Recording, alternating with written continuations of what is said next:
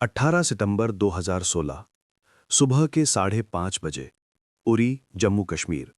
भारतीय सेना की 12 इन्फेंट्री ब्रिगेड का मुख्यालय अभी नींद से जाग भी नहीं रहा था कि अचानक चारों तरफ आग लग गई। 4 आतंकवादी, under barrel grenade launcher, rocket propel grenade और एक सुनियोजित हमला जिसने 19 भारतीय जवानों की जान ले ली। ये भारत के इतिहास का सबसे बड़ा आतंकी हमला था किसी सैन्य ठिकाने पर। लेकिन सवाल ये है, क्या ये हमला अचानक हुआ था या फिर इसकी चेतावनी पहले से मौजूद थी?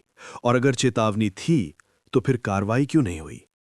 आज हम उस सवाल के अंदर जाएंगे जो अक्सर दब जाता है देशभक्ति के शोर में। उरी हमले से पहले के कुछ हफ्ते बहुत अहम थे। खुफिया एजेंसियों को, रॉ को, आईबी को और सेना की अपनी मिलिट्री इंटेलिजेंस को कई संकेत मिल रहे थे। नियंत्रण रेखा के पार असामान्य गतिविधि देखी जा रही थी।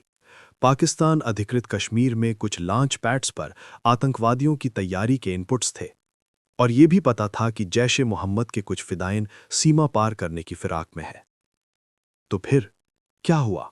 बात करते हैं उस प्रक्रिया की जो इंटेलिजेंस से एक्शन तक जाती है। भारत में खुफिया जानकारी मिलने से लेकर उस पर कार्रवाई होने तक एक लंबी चेन होती है। पहले एजेंसी इनपुट देती है, फिर वो इनपुट वेरीफाई होता है, फिर उसे थ्रेट असेसमेंट में बदला जाता है और तब जाकर फील्ड कमांडर्स को अलर्ट किया जाता है।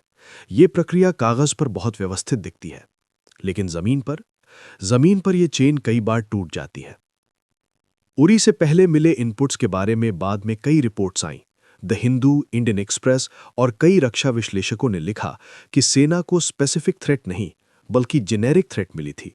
यानी ये नहीं बताया गया था कि हमला कब होगा, कहां होगा, कितने लोग होंगे। और यही सबसे बड़ी समस्या है। जब खुफिया जानकारी सिर्फ ये कहे कि कुछ हो सकता है, तो हर ठिकाने पर मैक्सिमम अलर्ट रखना ना तो व्यावहारिक है ना संभव। लेकिन सवाल ये भी है, क्या उरी के कैंप की फिजिकल सिक्योरिटी उस समय जैसी होनी चाहिए थी वैसी थी? और यहां आती है असली कहानी।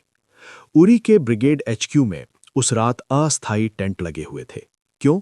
क्योंकि बड़ी संख्या में जवान एक साथ वहां तैनात थे और परमानेंट बैरक्स में जगह नहीं थी। यही टेंट उस रात आग का सबसे बड़ा कारण बने। आतंकवादियों ने इंसेंडरी ग्रेनेड से हमला किया और कपड़े के टेंट पल भर में जलकर राख हो गए। बाद में संसद में और रक्षा विश्लेषकों के बीच ये बात उठी, क्या अस्थायी ढांचों में इतनी बड़ी संख्या में जवानों को रखना उचित था? क्या पेरिमीटर सिक्योरिटी उस खतरे के हिसाब से थी? जवाब असुविधाजनक था। एक और पहलू है जिसे अक्सर नजरअंदाज किया जाता है। 2016 में उरी से पहले उसी साल जनवरी में पठानकोट एयरबेस पर हमला हो चुका था। उस हमले के बाद भी सवाल उठे थे, सैन्य ठिकानों की सुरक्षा कैसे मजबूत की जाए। एक हाई लेवल कमेटी बनाई गई थी, रिकमेंडेशंस आईं, लेकिन 9 महीने बाद उरी हो गया। ये संयोग नहीं था, ये एक सिस्टमिक फेलियर था। एक ऐसा फेलियर जो इंटेलिजेंस की कमी से नहीं बल्कि इंप्लीमेंटेशन की सुस्ती से पैदा हुआ। अब सोचिए उन 19 परिवारों के बारे में जिनके बेटे, पति, भाई उस सुबह नींद में थे, जो जानते थे कि वो देश की सेवा में है, जो नहीं जानते थे कि वो जिन टेंटों में सो रहे हैं वो उनकी सुरक्षा के लिए नाकाफी हैं। ये सवाल देशद्रोह नहीं है, ये सवाल उन 19 जवानों के प्रति सच्ची श्रद्धांजलि है। उरी हमले के बाद भारत ने सर्जिकल स्ट्राइक की। दुनिया ने देखा, देश ने जश्न मनाया और उस जश्न में वो असुविधाजनक सवाल तब गए।